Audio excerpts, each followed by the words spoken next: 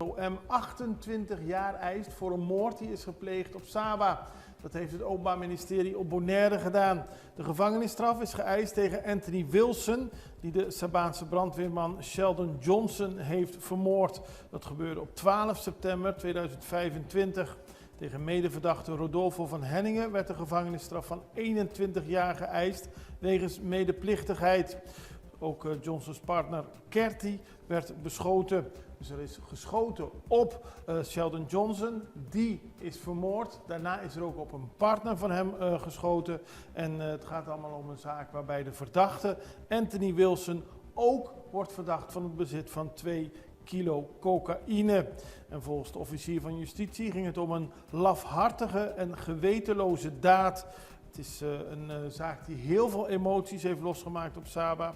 En tijdens de rechtszitting in Kralendijk werden extra veiligheidsmaatregelen genomen en volgden inwoners van Saba en Sint Maarten de behandeling